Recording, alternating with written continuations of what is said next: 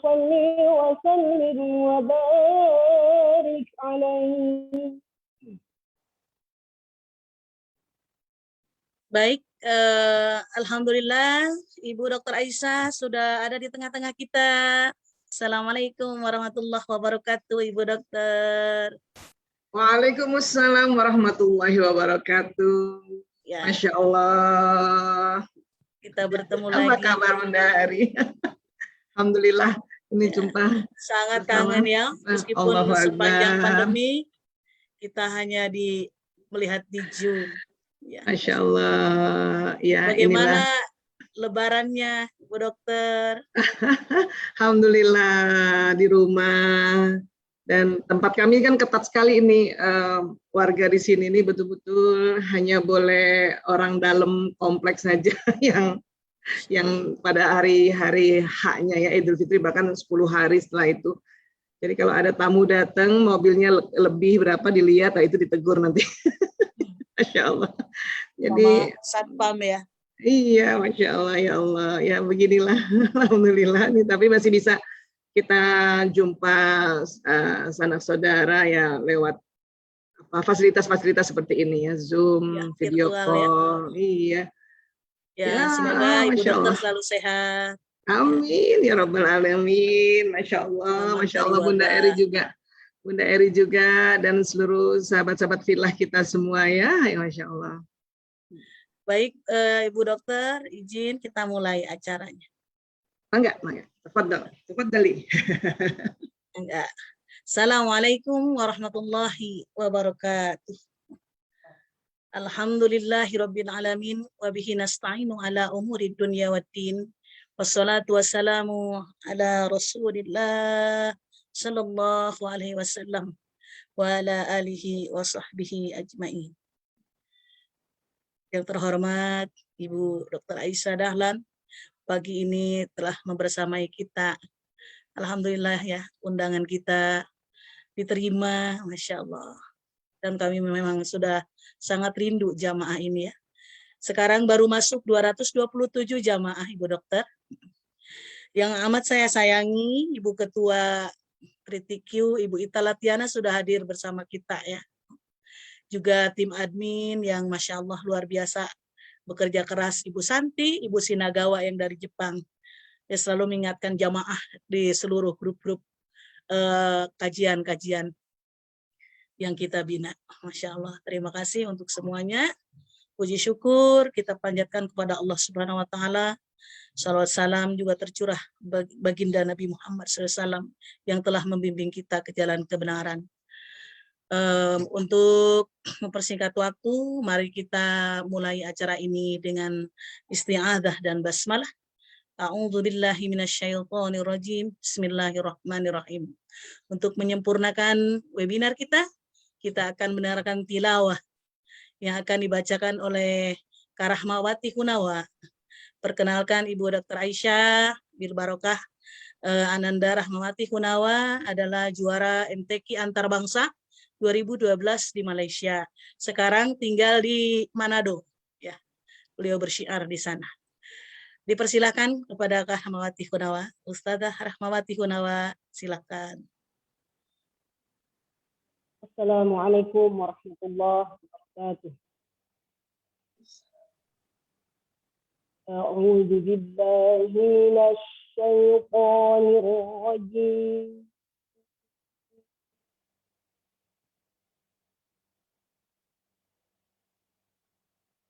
Bismillahirrahmanirrahim.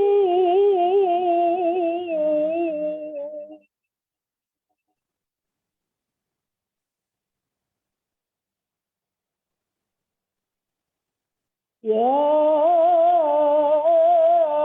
ayyuhalladzina amanu jatanibu katsiran minadh dhanni inna ba'dadh-dhanni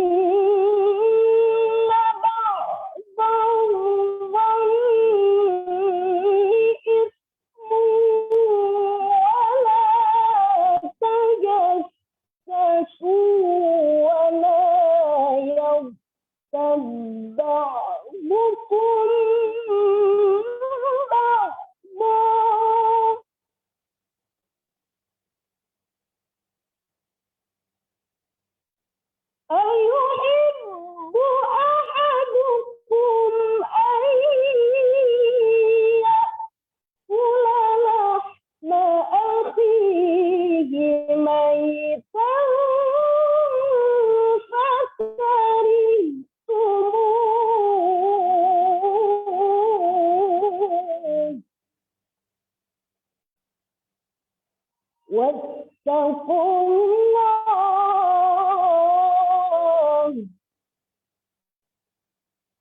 واتقوا الله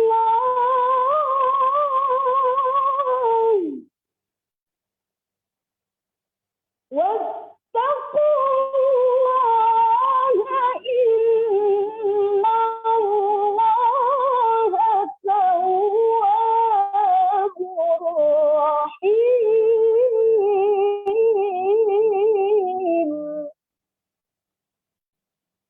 إن الله تواب رحيم صدق الله العظيم.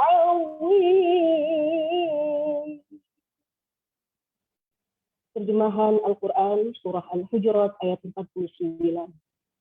Hamba berlindung kepada Allah dari godaan syaitan yang terkutuk dengan menyebut nama Allah yang Maha Pengasih, Maha Penyayang. Wahai orang-orang yang beriman, jauhilah kebanyakan dari prasangka. Sesungguhnya sebagian prasangka itu adalah dosa. Dan janganlah kamu mencari-cari kesalahan orang lain.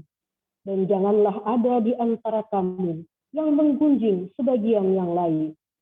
Apakah ada di antara kamu yang suka memakan daging saudaranya yang sudah mati?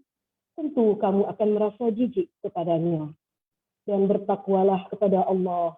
Sungguh Allah Maha Penerima Taubat, lagi Maha Penyayang. Telah benar Allah yang Maha Agung dengan segala firman-Nya. Wassalamualaikum warahmatullahi wabarakatuh. Masya Allah, tabarakallah. Semoga pagi ini dibacakannya tilawah kita dan semua jamaah mendapat barokah dari Allah Subhanahu wa Ta'ala. Dr. Aisyah, alhamdulillah pagi ini kita akan membahas tentang tema hikmah husnudzon. Karena musim pandemi masih berkaitan dengan orang-orang selalu banyak berkeluh kesah kepada Allah Subhanahu wa Ta'ala. Agar kita bisa menaikkan husnudzon kita terutama kepada Allah Subhanahu wa Ta'ala. Juga ingin juga dibahas husnudzon kaitannya dengan kesehatan. Karena itu adalah disiplin Ibu Dokter sendiri. Kita ingin mendapat pencerahan agar kita semakin husnudzon supaya semakin sehat. Baik, agar tidak panjang kala, Ibu Dokter dipersilahkan untuk membahas tentang hikmah husnudzon menurut Al-Quran ya, baik sangka kalau bahasa Indonesianya, juga manfaatnya husnudzon ini untuk kesehatan kita semua. Dipersilakan kepada Ibu Dokter. Baik, jazakillah khairan Bunda Eri, Masya Allah. Bismillahirrahmanirrahim. Assalamualaikum warahmatullahi wabarakatuh. Waalaikumsalam warahmatullahi wabarakatuh. Alhamdulillahirabbil alamin. Wassalatu wassalamu ala asyrafil anbiya'i wa mursalin wa ala alihi wa sahbihi ajmain, amma ba'd. Masya Allah, alhamdulillah. Ini saya sambil lihat wajahnya para sahabat dulu ya. Kita gallery view dulu ya. Nah, iya. Yang saya hormati Ibunda Ita Latiana. Lagi lihat wajahnya dulu. Mana Ibu Ita? Hai Ibu Ita, apa kabar? Masya Allah. Alhamdulillah. Alhamdulillah ini bisa jumpa, Masya Allah. Dan kemudian sebentar saya lihat lagi, Ibu Shanti Wahyu, ada di manakah beliau? Alhamdulillah, Bu Santi, alhamdulillah. Dan Ibu Shinagawa, Masya Allah, alhamdulillah ini bisa jumpa. Dan seluruh sahabat-sahabat fillah yang bergabung di sini, wabil khusus ini karena ini tuan rumahnya aja adalah Tritiki ya, Elatiana ya, Masya Allah. Ini namanya unik banget ini. Bunda Eri, nama kajiannya Masya Allah. Dan saya juga melihat sahabat-sahabat fillah dari seluruh Indonesia, bahkan seluruh dunia ini ada nih, Masya Allah. Alhamdulillah. Hari ini Bunda Eri mengamanahkan kami untuk membahas husnudzon, Masya Allah. Dan nanti dilihat juga dari manfaat di kesehatan ya. Untuk itu, seperti biasa Bunda Eri, saya perlu memberikan sharingnya ini dibantu dengan slide-slide, boleh ya? Saya share screen terlebih dahulu ya. Iya, Masya Allah. Mudah-mudahan sudah terlihat. Baik, terima kasih. Sudah kita mulai ya. Ya, hikmah dan manfaat husnuzon ya. Tentu hari ini kita akan bicara dari sisi kesehatan juga atau apa sih yang bekerja pada saat kita berzon gitu ya, berprasangka. Bagian apa sih tubuh kita yang bekerja ya? Baik. Tadi juga ya Bunda Eri sudah sampaikan ya, secara bahasa husnuzon berasal dari kata husnu yang berarti baik, zonni atau berarti prasangka atau sangka ya, jadi sangka baik ya tadi ya. Jadi kalau digabungkan berbaik sangka, berprasangka baik, bersangka baik ya, dan tentunya menurut istilah ya memiliki makna berbaik sangka terhadap ketentuan dan ketetapan yang diberikan Allah kepada manusia. Tadi kita sudah dengarkan lantunan ya ayat suci Al-Quran surat Al-Hujurat ya, ayat 12 oleh Ustazah, cantik banget tadi suaranya parasnya, Masya Allah ya, Ustazah Rahmawati Hunawa ya. Namanya juga unik sekali ya, Masya Allah. Dan ini memang kita garis bawahi bahwa Allah sudah peringatkan kita untuk menjauhi prasangka, karena sebagian prasangka itu dosa. Berarti prasangka itu jadi ada yang dosa, yang nggak baik, ada yang baik kan gitu ya. Makanya muncullah ada istilah husnuzon, ada su'uzon kan gitu ya, Masya Allah. Dan tadi kita juga sudah mendengarkan ya lanjutan dari ayat 12 ini bahwa kita diminta untuk ya tidak saling memakan bangkai manusia atau bersama saudara ini bagaikan makan bangkai. Insya Allah. Nauzubillah min dzalik ya. Dan kemudian juga kalau hadis qudsi ini Masya Allah ya, ana inda zanni abdi bi ya, aku sesuai prasangka hambaku. Ini juga waktu dibahas dari sisi badan tubuh kita, oh benar ini ya, Allah berfirman di dalam hadis qudsi, kalau nanti lanjutannya kan aku bersamanya ketika ia mengingatku. Jika ia mengingatku saat bersendirian, aku akan mengingatnya dalam diriku.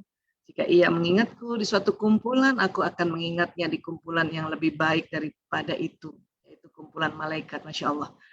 Jadi merinding juga ya kita kalau apa ya, aduh Masya Allah, apalagi kalau kita tahu bahwa kalau kita berkumpul seperti ini, Allah mengingat kita juga dalam kumpulan yang lebih baik, ya, lebih baik dari kumpulan para malaikat, Masya Allah.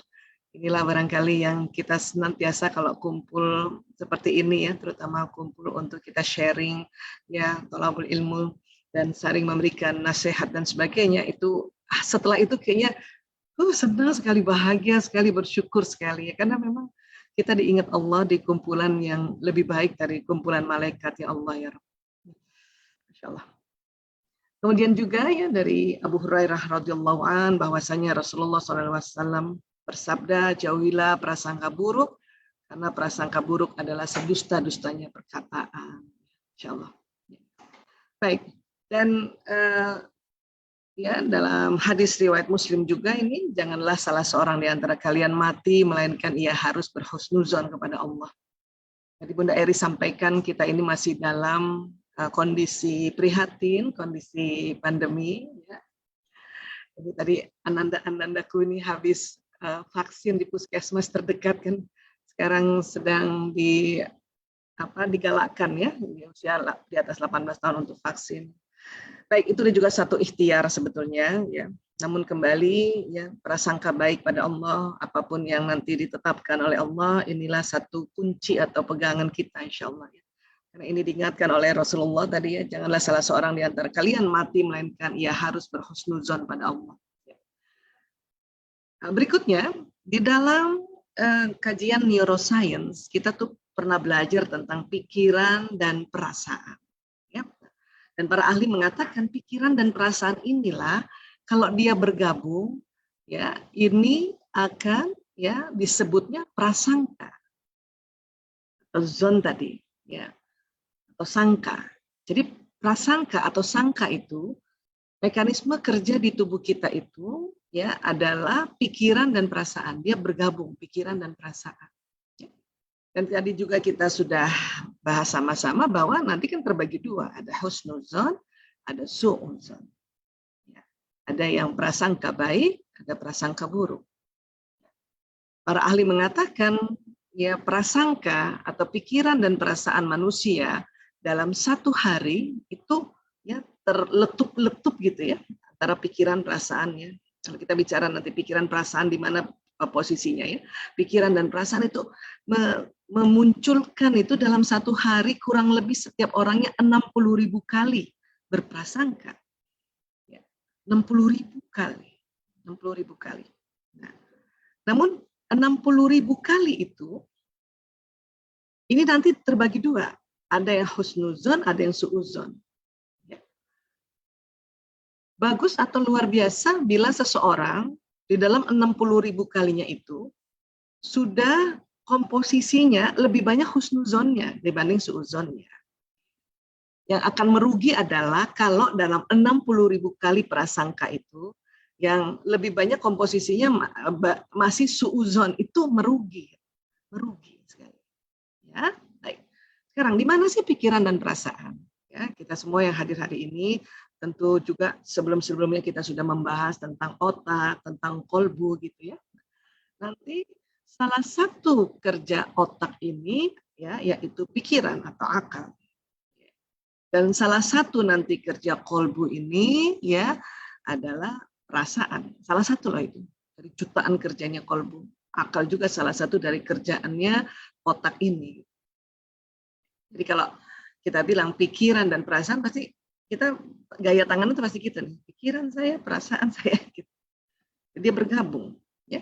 Kenapa? Karena antara otak dengan jantung ini, dengan kolbu ini punya jalur khusus. Ya, kita pernah juga membahas tentang ya kolbu itu organnya merujuk ke jantung dan penelitiannya sudah banyak mulai dari tahun 91 sampai tahun 2000 ya para ilmuwan bersepakat bahwa kolbu itu organnya adalah jantung. Walaupun sering kita artikan hati ya. Tapi kalau untuk di Indonesia atau Asia, Afrika kalau bilang kolbu itu hati tetap pegangnya jantung sebetulnya. Karena kalau hati yang secara anatomi dia berada di posisi sebelah kanan dan agak turun, agak masuk ke rongga abdomen. Dia nggak persis di dada. Ya. Itu juga Bunda Eri ya mengamanahkan kami untuk membahas kolbu yang lebih detail, Masya Allah. Saya merinding-merinding tuh Bun. Kenapa? Karena malam harinya tuh, ya Allah, kok pas banget ya. Saya pas memang mau ngomong secara detail tentang nafs, tentang kolbu, ya, tentang fisudur, tentang fuad, ya, nah, Masya Allah. Jadi ini ya pikiran dan perasaan. Kemudian ya kan kita belajar juga antara otak dan tubuh ini kan ada sistem saraf yang kerjanya kan kayak kabel listrik, ya jalan listrik di sini. Ya, nah listrik ini kan membawa pesan. Ya, membawa pesan apa? Semua kata-kata, kalimat dan pesan pikiran nih yang lewat sistem sarafnya menuju kolbu manusia dulu. Ya. Menuju kolbu manusia dulu. Nanti dari kolbu manusia ini mengirimkan pesan lagi juga ke seluruh tubuh. Bahkan tubuh juga ini mendapat pesan juga dari pikiran. Jadi tubuh manusia ini dapat dua, pesan dari pikiran dan pesan dari perasaan. Kalau tadi kita bicara pikiran adalah salah satu kerja dari ya otak, ya akal itu kerja salah satu kerja dari otak, ya. Kemudian perasaan salah satu kerja dari kolb. Maka antara otak dengan kolbu itu ada jalur, ya jalur khususon, ya, di mana mereka saling memberikan nasihat, ya terutama kolbu bisa memberikan nasihat kepada otak atau memberikan masukan pada otak, pada akal untuk menimbang-nimbang sesuatu. Ya. Nah, kemudian tubuh ini ya diperintahkan atau jalan pesan dari pikiran dan perasaan juga atau apa yang ada di otak kita dan apa yang ada di kolbu kita. Dan wah, kerjanya luar biasa, detailnya luar biasa kompleksnya.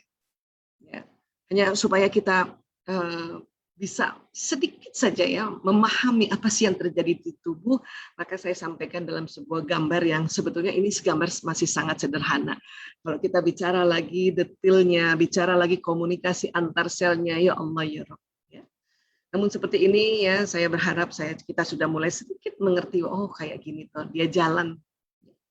Bahkan tubuh ini juga bukan hanya apa yang ada di otak dia jalan ya, apa yang ada di otak, tapi apa yang diucapkan, apa yang dilihat, apa yang didengar, apa yang dihidu, apa yang dikecap, apa yang disentuh. Maka sekarang kan betul-betul teknologi informasi sedang meledak gitu ya. Jadi semua informasi bisa kita baca lewat mata, bisa kita dengar lewat telinga, bahkan kita ucap ulang informasi itu. Maka informasi itu akan jalan, ya. Nah, mekanismenya dia ke otak dulu, diproses dari otak nanti jalan lagi ke badan, ya ke kolbu, ya kolbu. Nah di sini ada dua. Ada pesan yang nanti dari otak juga ke seluruh tubuh, terus kolbu juga memberikan energinya, ya dengan kekuatan 5.000 kali kekuatan dari otak. Jadi kolbu ini memberikan energinya, ya. Kemudian pesan itu tetap jalan di sistem saraf. Ya. Nah, kemudian kita juga pernah belajar tentang perannya si limbic system atau otak emosi yang kita sebut otak mamalia. Dia berperan, ya, memberikan nuansa jenis nafs. Ya, kalau 3 besarnya kan yang terkenal lawama, ammara, mutmainnah ya. Nanti kalau dipecah jadi luar biasa lagi ya.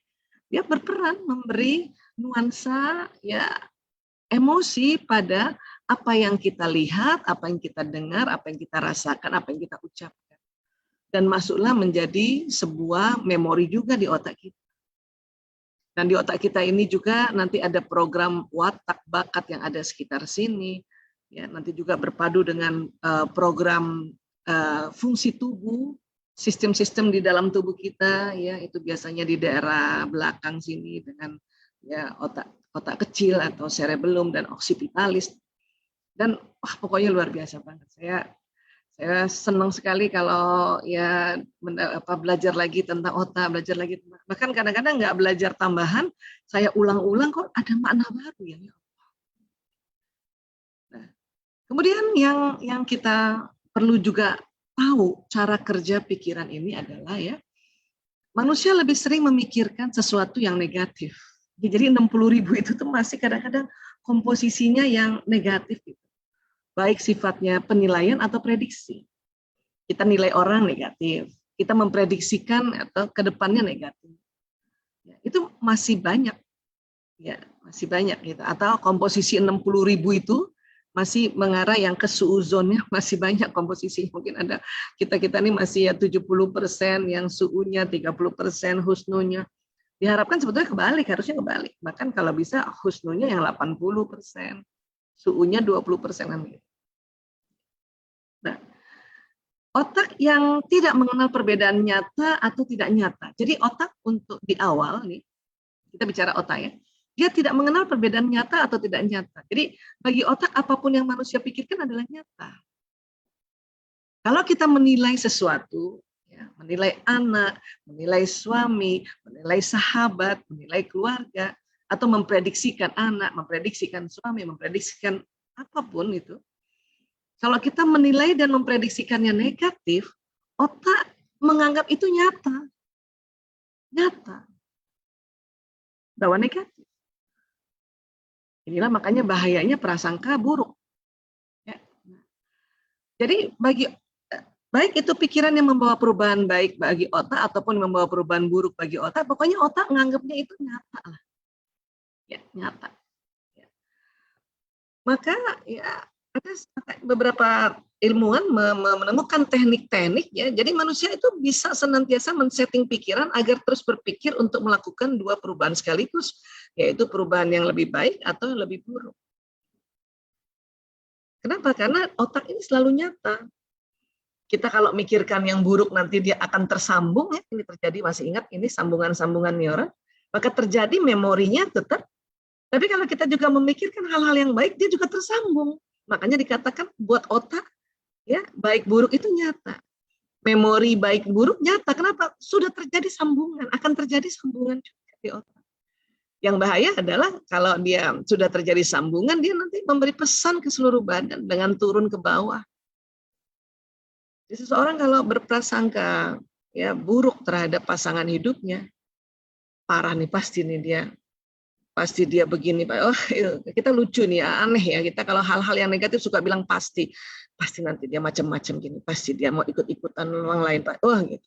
Atau terhadap anak kita memberikan penilaian dan prediksi terhadap anak, pasti nanti anak saya ini bantah saya. Kita kadang-kadang, nah bahayanya pada saat kita ngomong kayak gitu, otak terbentuk ini, tersambung itu neuronnya.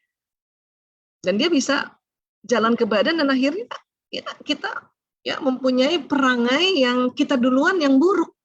Karena kita berprasangka menilai buruk terhadap anak, maka perangai kita udah buruk duluan. Boro-boro mau senyum, manyun terus. Punya penilaian dan prediksi buruk pada suami, boro-boro mau senyum. Manyun lah, enggak, pokoknya deh. Perangai kita udah buruk, karena itu tadi jalan di badan. Ya. Jadi perangai ini bisa buruk, karena apa? Karena itu tadi, otak ini nyata, ya, dia menerima apa saja yang kita nilai dan prediksikan, ya, dan nggak bisa membedakan. Pokoknya dia tersambung, dia jalan. Ya. Nanti yang biasanya memberikan penilaian itu ya kolbu ini. Ya. Pikiran negatif itu secara otomatis dapat merubah otak manusia secara bawah sadar. Makanya terbentuk, apalagi kalau dipikirin negatifnya berulang-ulang, tambah kenceng itu sambungan sarafnya itu. Dan akhirnya masuk ke bawah sadar. Kita tahu semua bawah sadar, pikiran bawah sadar itu kekuatannya antara 88% sampai 90%. Ya, untuk apa? Untuk pesan ke bawah sehingga membentuk perangai atau perilaku. Karena pikiran negatif tidak hanya menciptakan stres dan kecemasan, tapi dapat merubah otak manusia untuk terus berada dalam keadaan tertekan yang konstan. Ya. Jadi pikiran negatif itu kenapa menciptakan stres kecemasan? Karena kan dia jalan di badan. Nanti ada hormon yang dihasilkan oleh kelenjar adrenalin yang di atas ginjal kanan kiri, dan kelenjar adrenalin menghasilkan hormon-hormon yang membuat kita stres dan cemas.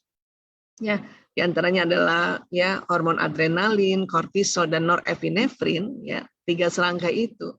Maka nanti lama-lama tertekan juga otak ini. Bu Aisyah, kenapa Allah membuat hormon stres dan kecemasan tadi? Memang itu diciptakan Allah untuk jaga-jaga badan kita ini, ya, bila ada serangan-serangan atau bila ada kondisi-kondisi bahaya. Makanya memang diciptakan supaya apa? Kalau ada serangan atau kondisi bahaya atau mendadak tiba-tiba banjir, gempa, atau ada serangan, itu badan ini bisa langsung loncat atau bisa langsung ya menyerang atau bisa langsung melindungi dirinya. Gitu. Tapi hormon kecemasan itu akan tambah banyak bila kita ya punya pikiran-pikiran negatif. Ya turun di bawah. Sehingga seluruh sistem jasad terganggu dan bahkan mengurangi efektivitas sistem kekebalan jasad manusia. Makanya kalau dibilang pikiran buruk atau suuzon membuat imunitas turun, iya banget. Belum lagi kita kurang tidur, kurang minum misalnya ya, kurang makan, kurang gerak. Ya, dan belum lagi tubuh mengenal, terutama yang sekarang ya virusnya ya, belum lagi mengenal baik si virus itu untuk nanti sistem kerja atau sistem tentaranya dalam tubuh bisa ya melindungi tubuh. Makanya ada salah satu ikhtiar yaitu vaksin. Ya, walaupun ini masih pro kontra, kalau buat saya sih penting ya setiap masih ada penjelasan secara ilmiahnya ya, kemudian kita ya berbaik sangka kembali pada Allah, ya silakan. Kalau masih ragu, ya tunda aja dulu. Tapi waktu menundanya juga jaga kesehatan, ya jaga kesehatan. Kemudian ya, patuhi protokol kesehatan. Kalau masih mau menundanya, oke? Jadi ya keseimbangan hormon ini kan jadi kacau dan mood pun pasti akan terganggu. Otak emosi juga mulai ya akan terganggu. Ya, bahkan di awal juga otak emosi sudah mulai membuat penilaian juga dan akhirnya ya kacau juga gitu. Nah, akhirnya emosi tidak stabil dan keseimbangan diri terganggu bahkan hilang. Ya, ini yang terjadi ya.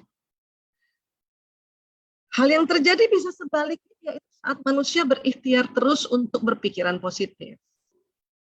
Ya, ini husnuzon tadi ya. Maka otomatis otak manusia akan mengatur jasad untuk dapat meningkatkan sistem kekebalannya. Jadi nanti ada sistem kelenjar yang lain yang berfungsi pada saat ya otak manusia ini ya berpikiran positif.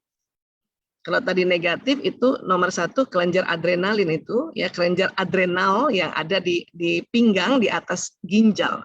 Orang sering menyebutnya anak ginjal kanan kiri ya.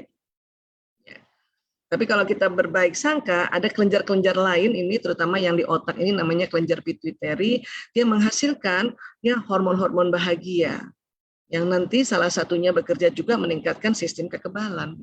Berbaik sangka.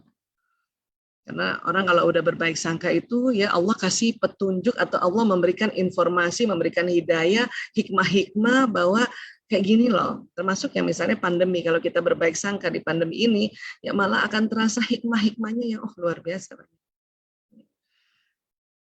Jadi ya dengan meningkatkan sistem kekebalan ya mengatur kesehatan yang lebih baik dan bahkan menarik lebih banyak hal baik dan situasi positif ke dalam kehidupan. Nanti kita lihat lagi nih, kok bisa ya menarik hal yang baik.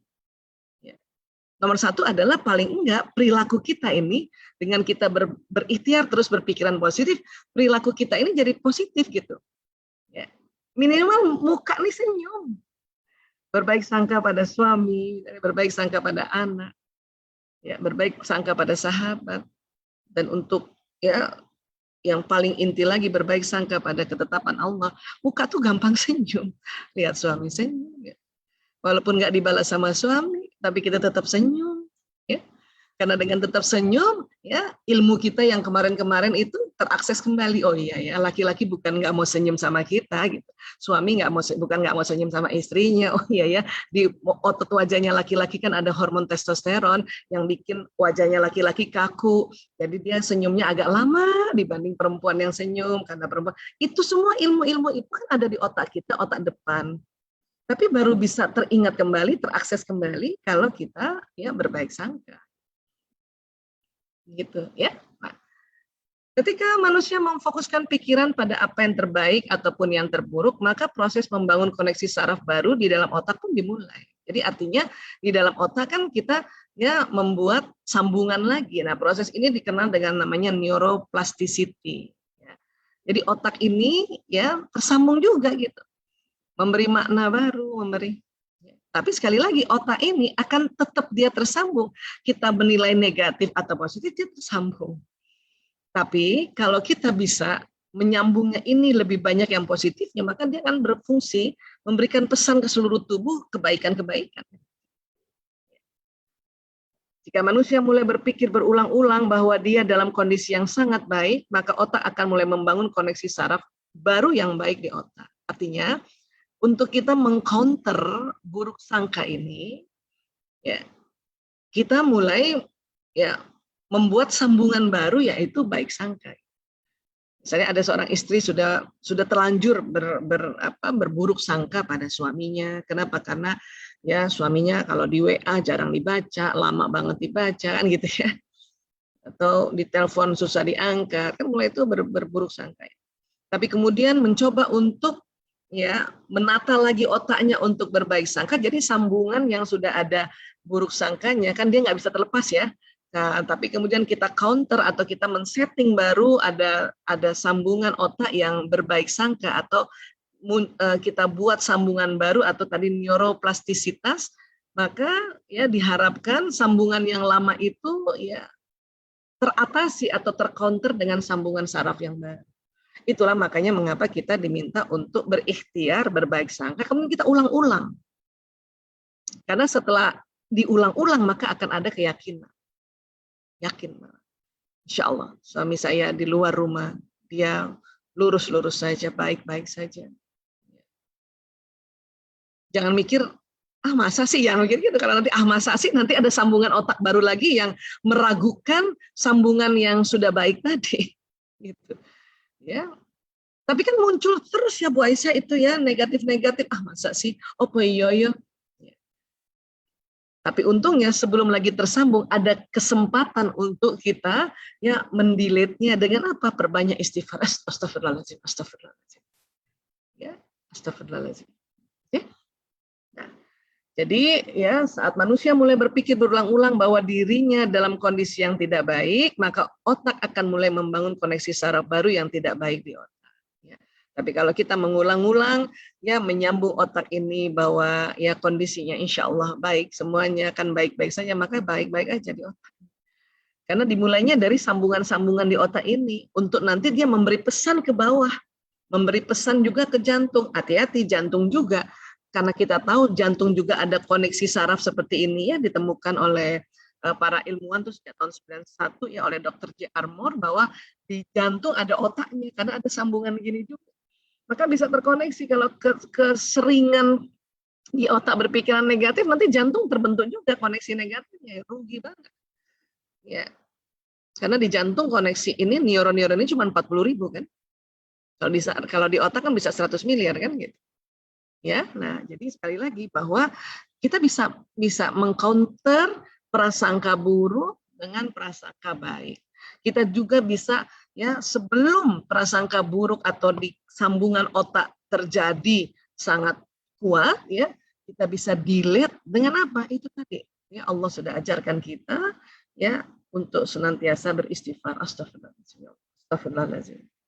Bahkan pun misalnya sudah tersambung tadi pagi, lupa istighfar, baru istighfar nanti habis sholat setelah zuhur, ya walaupun sudah tersambung, maka sambungannya ya diharapkan dengan kita istighfar baru beberapa jam setelah itu, ya sambungannya tidak terlalu kuat. Ya. Apanya sih yang Bu Aisyah maksudkan? Ya itu tadi, otak ini ada sambungan-sambungan yang diperantarai oleh zat kimia namanya neurotransmitter.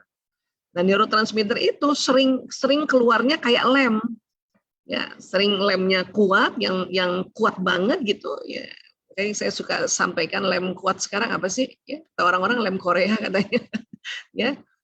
Tapi pada saat kemudian kita banyak istighfar ya, lem atau neurotransmitter atau zat kimia yang keluarnya sangat kuat itu tadi bisa di-reduce ya, bisa di-reduce walaupun misalnya tetap ada sisa ya. Nah kemudian ya semuanya memang berawal dari dalam diri ya, karena sebagai makhluk yang diturunkan sebagai khalifah, manusia memang telah menggenggam kemampuan lengkap untuk mengubah otaknya sendiri. Jadi memang manusia itu Allah kasih kemudahan atau dikasihkan ya kemampuan untuk mengubah otaknya sendiri. Itulah makanya mengapa ya kita diberikan kemampuan untuk menterapi diri sendiri. Sholat itu kan salah satu dari jutaan makna manfaat sholat, itu adalah terapi diri atau self healing. Ya. Muhasabah itu juga terapi diri, self healing. Nah, karena kita punya kemampuan mengubah otak kita. Jadi semua perubahan ini dimulai dengan pikiran, ya pikiran kita merubah otak kita. Nanti pikiran akan kasih informasi lagi ke perasaan. Perasaan sudah confirm, kasih informasi pikiran. Pikiran dan perasaan inilah yang disebutnya prasangka tadi atau zon tadi.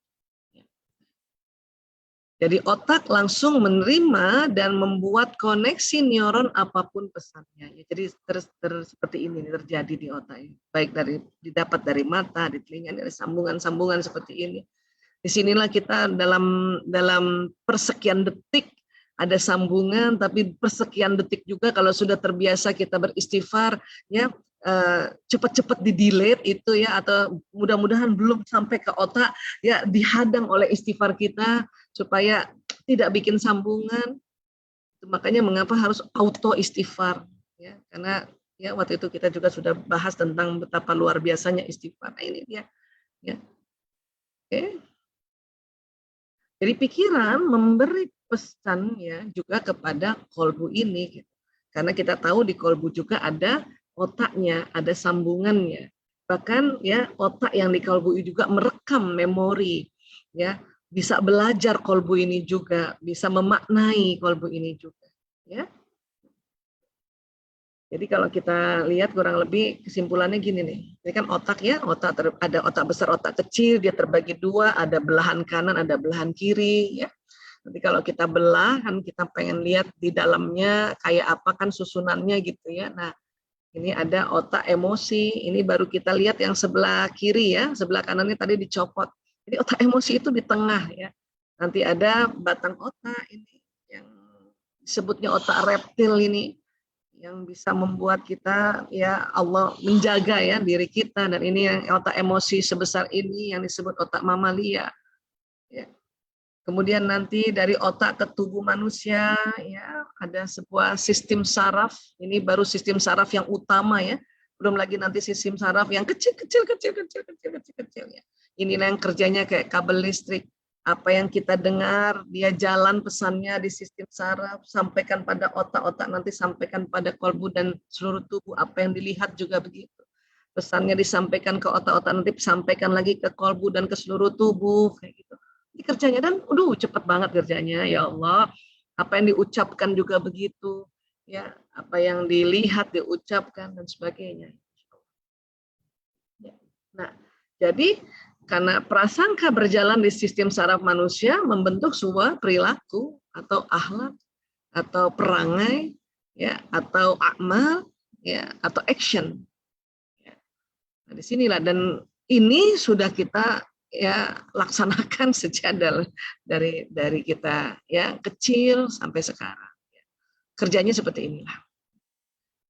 Kemudian saya juga pernah cerita dulu bahwa manusia selain ada badan seluler, ada badan bioplastik ini, ada gelombang yang keluar, dan ini juga sudah tidak diragukan, bahkan ditelitinya bukan hanya di Jepang atau di Cina atau di India, ditelitinya sudah, Amerika pun sudah meneliti, Eropa pun sudah meneliti ya. Wabil khusus di Maryland University di Amerika itu ada badannya khusus untuk meneliti badan bioplasmik manusia ini. Jadi manusia ini keluar gelombang ya yang keluar dari pembuluh meridian di tubuhnya. Atau kalau disebut manusia ini keluar cahaya, ada nurnya, itu betul sekali. Dan kita pernah belajar bahwa jantung yang kuat sekali, 5.000 kali lebih kuat dari otak, ya, dan juga seluruh tubuh. Ya. Kita belajar juga dia keluarnya dari pembuluh meridian yang ada di subkutis bawah kulit. Berpancar dia. Bahan dasarnya apa, Bu Aisyah? Ya makanan minuman sebetulnya. Makanan minuman nanti diproses di sel-sel tubuh. Membentuk energi untuk badan seluler dan juga energi pada badan bioplasmik. Nah, kaitannya apa dengan tadi prasangka tadi? Ya kaitannya bahwa ya tubuh ini kan dipersarafi dengan sistem saraf, dan sistem saraf ini ya akan membawa pesan, pikiran dan perasaan kan. Ya, dengan kita udah tahu bahwa di otak kalau pikiran negatif akan terbentuk ini, pikiran positif akan terbentuk ini, ya. Bisa di-delete, bisa ditata ulang, bisa di-setting ulang kan gitu ya. Nah, maka ya hasil dari usaha kita men-setting ulang, usaha kita berikhtiar, berbaik sangka, itu kan akan memberikan pesan ke badan juga kan. Nah, ternyata bukan hanya pesan di badan saja. Ya, prasangka-prasangka itu jalan. Pesan itu nanti didorong oleh badan bioplasmik ini. Badan bioplasmik ini. Dan badan bioplasmik ini punya kemampuan menarik. Menarik apa peristiwa, menarik apa kejadian. Makanya ya kalau tadi di hadis qudsi Allah berfirman, aku ya mengikuti prasangka hambaku, atau aku sebagai prasangka hambaku. Nah, Allah sudah menciptakan sebuah mekanisme kalau si fulan bin fulan ini berprasangka baik, ya itu bukan saja baik terbentuk di otaknya atau juga baik di badannya, ya kerja badannya, bukan hanya baik perangainya, tapi baik juga nasibnya. Kenapa? Karena dia menarik peristiwa yang datang kepada si fulan ini kebaikan. Ya, kok bisa Bu Aisyah kok ada magnetnya? Nah ini kita bicara lagi tentang tubuh manusia, tentang darah dan sebagainya. Jadi tubuh manusia ini kan mengandung unsur logam, yaitu besi Fe, yang terdapat pada sel darah merah yang membentuk hemoglobin. Pernah dengar sahabat-sahabat Hb? Nah hemoglobin ini kan mengikat oksigen. Ya, nah, sifat magnet statik terdapat pada ion besi. Ya, karena sifat nih kalau kita bicara ya soal kimia dan fisika, spin elektron di kulit atomnya menyusun diri sehingga elemen magnetnya searah atau istilah terpolarisasi. Ya. Zat lain juga yang memiliki sifat magnetik tetapi tidak sekuat besi adalah air. Nah biasanya kalau saya suka menyampaikan air ini pembangkit tenaga listriknya gitu. Besinya ini adalah potensi untuk membuat magnet ya. Kemudian air ini pembangkit tenaga listriknya dengan satu mekanisme luar biasa. Ya. Jadi air juga terpolarisasi magnetik. Jadi badan kita ini magnet memang. Magnet. Ya. Ngomong-ngomong soal magnet itu juga nih ada teorinya ya. Teori kemagnetan menyatakan bahwa sebuah magnet selalu tersusun atas magnet-magnet kecil yang disebut magnet elementer. Ya, ini kita sebagai wawasan saja ya. Pada benda magnet, magnet elementer tersusun secara teratur, ya. Tetapi pada benda non magnetik, magnet elementernya tersusun secara acak. Artinya gini, semua benda itu bisa jadi magnet, cuman ada yang sudah tersusun teratur, ya, makanya disebut benda magnet. Nah, ada juga magnet elementernya yang tersusunnya acak, makanya sering disebut benda non magnetik. Ya, tapi semuanya berpotensi untuk jadi magnet. Ya. Prinsip membuat magnet, ya, yaitu menjadikan magnet elementer yang semula acak tidak teratur menjadi teratur dan searah. Diapain tuh Bu Aisyah? Ya, diputar. Kalau kita pernah belajar fisika itu ya ada namanya teori tangan kanan. Ya. Tangan kanan ini ya berputar. Jadi kalau ada besi dikasih kawat, dialirin listrik, lama-lama besi itu jadi magnet kan? Pernah ingat pelajaran itu? Ya.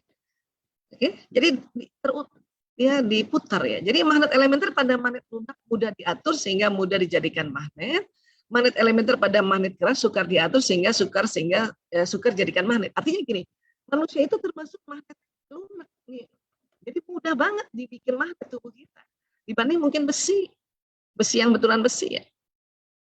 Kita tuh mudah sebetulnya. Gimana sih jadi manusia ini bisa dijadikan magnet ya? Sekarang kita belajar dulu. Benda magnetik itu apa saja? Benda yang mengandung logam ada atau Fe atau Mg ya, magnesium atau pokoknya ada unsur-unsur yang disusunan berkala gitu ya, atau batu-batuan yang berwarna gelap, yang basalt, andesit, dasit, gabbro, pokoknya bentuk beginilah ya. Tadi kita udah belajar juga manusia itu kan badannya ada Fe-nya kan. Nah, benda yang menolak medan magnet luar, magnet bumi seperti kayu, plastik, kaca ya. Tapi ini juga nanti bisa dibikin magnet ini. Kenapa? Ya, dia termasuk benda magnetik soalnya. Ya, benda yang dapat menyimpan energi seperti kristal, batu mulia, permata, kumparan, kubah.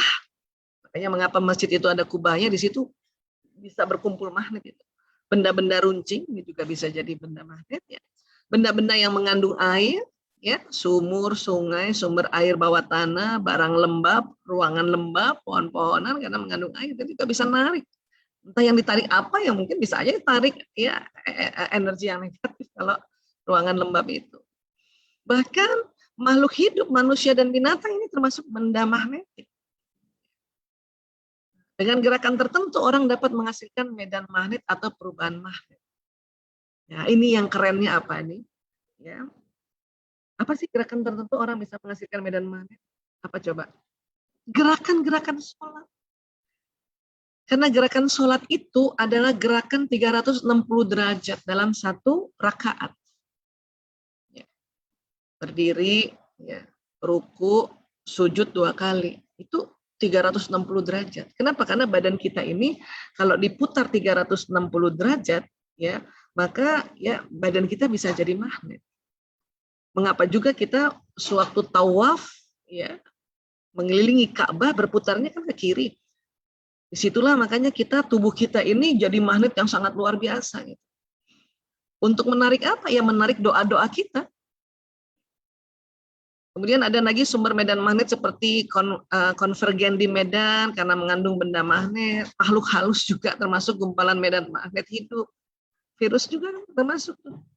Virus kan termasuk makhluk halus juga ya. Gumpalan pada pembuluh darah, pembuluh syaraf, membran-membran penyaring. Artinya benda magnet itu banyak, termasuk diri kita. Ya. Termasuk juga ya sekarang minuman-minuman yang diberikan batu atau diberikan ya apa sih namanya itu yang kemarin Bunda Eri berikan sama saya kan itu kan membuat magnet juga di dalam air ini sehingga waktu diminum bioglas, oke, betul ya, bioglas itu semuanya adalah upaya-upaya untuk ya magnet elementer yang ada di tubuh manusia itu ya jadi kerjanya lebih baik lagi karena magnet yang akan ada di dalam tubuh ini membuat kesehatan ya dan yang paling asiknya adalah tadi gelombangnya jadi panjang kan gitu ya. Kemudian orang sering cerita tentang hukum tarik menarik ya LOA ya. Saat Anda berperasaan dan berpikir tentang sesuatu maka energi perasaan dan pikiran akan mencari, mencocokkan, dan menarik hal yang serupa yang berada di alam semesta dengan apa yang Anda rasakan dan pikirkan ke dalam kehidupan Anda. Ini hukumnya law of attraction. Artinya para ilmuwan melihat ada fenomena alam semesta ini yang ciptaan Allah, ada hukum tarik-menarik. Tadi kita sudah belajar bahwa prasangka itu adalah perasaan dan pikiran. Artinya di sini bahwa prasangka ini bisa narik loh, ya kan? Nah, bahkan ini banyak juga diteliti, manusia bisa deteksi medan magnet bumi nih. Tapi kalau kita cerita nanti lebih ribet lagi, nanti pusing ya. Tapi kita tahu bahwa ini semua orang sudah meneliti itu, bahwa tubuh kita ini ada magnet. Ya. Nah, jadi ya, sinyal yang ada ini, gelombang yang ada ini, tadi kita sudah tahu dia membawa sebuah pesan dan juga dia menarik bagaikan magnet. Yang ditarik itu peristiwa, kejadian. Ya. Nah, kemudian pesan yang di broadcast istilahnya ya, didorong oleh gelombang badan bioplasmik ini ternyata ada 3. Pesan doa, pesan niat, dan pesan prasangka. Makanya kok prasangka muncul ya di 3 serangkai ini gitu. Oke lah kalau kita misalnya ya sekarang kita udah sepakat kalau kita berdoa, pastikan doa baik-baik ya. Makanya yang terkirim tuh baik-baik kan. Dan kita merasa ya bahwa doanya terkabul. Kenapa? Karena peristiwa yang kita harapkan itu ketarik oleh gelombang ini gitu kan. Niat juga begitu. Ya, paling dahsyat tuh niat sesuatu ya. Baru aja diomong, kok udah ada kan gitu ya. Kadang-kadang menarik itu narik. Mana orang coba ya sekarang mekanismenya kalau kita nggak percaya pada gelombang ini ya. Misalnya ya terbersit saya ya, enak banget makan bakso siang hari ini gitu. Tiba-tiba teman saya ada kirim bakso, padahal saya lagi nggak kirim WA, nggak kirim SMS, nggak kirim. Ya, Mbak Vina kirimin bakso, Masya Allah. Saya bilang Masya Allah. Ya, kalau dulu kan istilah ngomongnya gini, kebetulan banget lah. Ini bukan kebetulan, ini betul-betulan. Kenapa? Karena tadi tuh tanpa rasa niat ini keluar dan dia narik. Belum diangkat jadi doa tuh. Kalau diangkat jadi doa malah lebih kenceng lagi. Emang bedanya doa dengan niat gimana? Dari posisi tangan. Ya, niat tangan nggak diangkat, doa tangan diangkat. Dan pada saat kita tangan diangkat, ini lebih kenceng lagi sinyal. Tapi yang luar biasa prasangka muncul untuk ya apa yang diprasangkakan itu dia terprotes oleh gelombang ini. Makanya betul-betul kita bagaimana mengelola prasangka kita ini, karena tadi kita belajar bahwa prasangka itu ya dia terdiri dari pikiran, perasaan, dan kemudian dia terbagi 2, ada husnuzon atau suuzon. Sekarang kita mau beruntung atau mau merugi? Artinya kan tadi juga kita belajar bahwa ilmuwan mengatakan ya prasangka muncul atau pikiran perasaan muncul per hari di setiap manusia kurang lebih 60.000 kali. Nah sekarang mau yang mana? 60.000 kali itu mau komposisinya yang gimana? Positifnya atau husnuzon yang lebih banyak atau suuzon yang lebih banyak? Tadi kita sudah pelajari juga bahwa ya ini akan menarik. Kita juga pelajari bagaimana men-setting prasangka tadi. Karena otak pokoknya dia tersambung aja lah kerjanya. Gitu. Saya nyambung aja lah otak itu. Yang bahaya kalau disambungnya itu yang negatif. Otak percaya itu negatif. Maka itu juga narik prasangka negatif. Tapi untungnya kita diberikan teknik istighfar, teknik muhasabah. Untuk apa? Yang terlanjur ya memori negatif di otak ini diberi makna baru. Dengan kita ya bermuhasabah. Dengan kita ya membuat settingan baru. Insya Allah ya Allah. Engkau yang maha segalanya, Engkau yang maha melihat suamiku, Engkau yang maha menyaksikan, Engkau yang maha dengar. Aku serahkan padamu ya Rob. Ya. Nah kan gitu. Kalau udah aku serahkan padamu, maka otak ini tersambung. Apa yang terjadi? Ini badan ya akan betul-betul memberi pesan aku serahkan padamu ya Rob. Inilah tawakal. Apa yang terjadi juga sebelum menarik peristiwa ini ya? Sinyal ini bisa mengarah ke orang yang kita prasangkakan tadi. Kita prasangka baik pada suami bahwa insya Allah dia menjemput nafkah untuk anak istrinya dengan baik di luar sana. Apapun tantangannya, tantangan harta, barangkali ya, tantangan tahta dan wanita, tapi kita meyakini dia dilindungi oleh Allah. Maka sinyal ini kan mengarah ke orang yang kita ya prasangkakan itu. Bisa jadi laki-laki, ya, seorang laki-laki yang katakan normal, ya, kemudian ada teman kerja wanita, dia misalnya, kan namanya juga laki-laki, ya, tertarik, tapi karena ada doa, ada prasangka baik dari istrinya, dia terlindungi juga, walaupun sekian detik mungkin dia mengatakan juga dalam hatinya, ya, Masya Allah, ya, perempuan teman kerjaku ini cantik, bisa jadi gitu. Tapi karena ada doa, ada niat, ada prasangka yang terbroadcast dari istrinya, ya, dari orang yang dekat juga dengan sinyal padanya, maka dia terlindungi juga, kan gitu. Who knows? Makanya yang kita diminta adalah ikhtiar terus untuk mengirimkan prasangka. Kenapa? Sinyal nyala melulu soalnya di badan kita. Bagikan HP ini atau gadget ini, sinyalnya jalan terus. Tinggal kita mau tulis pesan baik atau pesan buruk. Ini nyala terus, nggak pernah berhenti.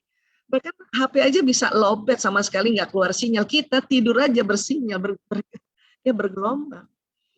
Makanya sampai tidur pun prasangka kita nyala terus, terkirim terus, dan narik terus. Ya, tapi diberikan oleh Allah, ya, kekuatan atau kebebasan untuk mengaturnya. Silakan kamu atur antara negatif positif, prasangka buruk, prasangka baik, prasangka buruk, prasangka baik. Sudah diajarin juga banyak istighfar, kan gitu. Ya. Nah, jadi sekali lagi ini keluarnya dari pembuluh meridian, ini di bawah kulit, ya. Ada bulet-buletan ini, jumlahnya dari ujung sini sampai ujung sini sekitar 360. Ya, ini ada pintunya, dan pintunya itu bukan depan belakang atau sliding door, dia berputar.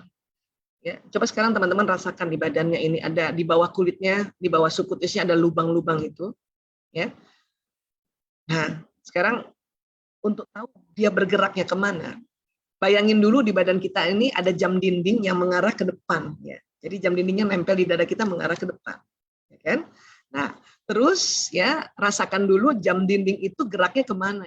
Misalnya, ya, jam lah ini, saya ada jam nih kan. Jam itu kan, ya, geraknya ke sini, kan gitu. Nah, ini pembuluh meridian ini berputarnya berlawanan arah jarum jam. Kemana? Ke kiri. Persis orang bertawaf. Gitu. Ya.